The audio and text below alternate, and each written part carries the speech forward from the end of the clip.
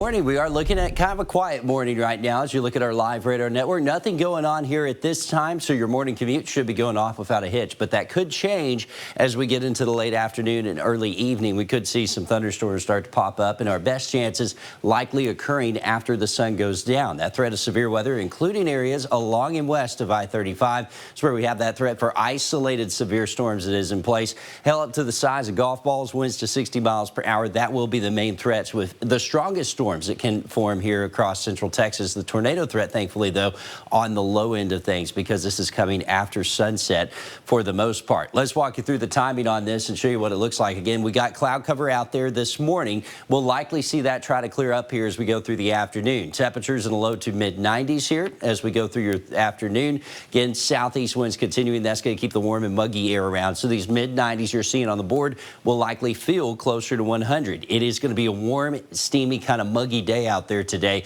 and that will serve as fuel for thunderstorms, which will likely pop up along the I-20 corridor first and then try to work south into our area. Now, there are a couple of models that say, hey, this doesn't happen. It stays well west of us. There's still a lot of uncertainty in there, but as we get later on into the evening, that's when I think we'll have the better chance of these thunderstorms pushing through, and you see that activity dropping to the south. Again, if these storms do continue, they could contain the potential for hail and wind here as we go through the evening and overnight hours. Now, the good news is this should clear out in time for the morning commute coming up on Friday.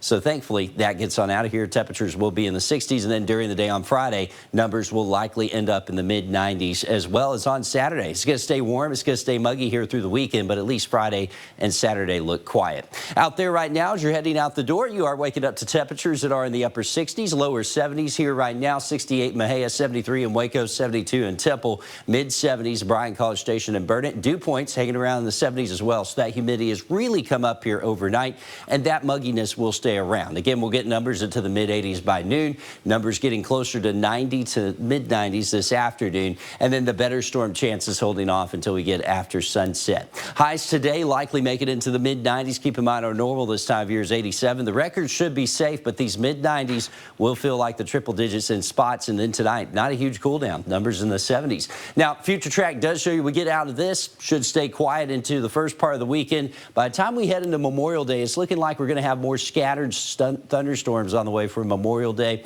I'm not going to call it a washout just yet, but the chances continue to increase. So at least right now, you do need to plan on having alternative indoor plans for any of your outdoor plans you have on Memorial Day, and monitor the forecast closely. We'll keep you posted.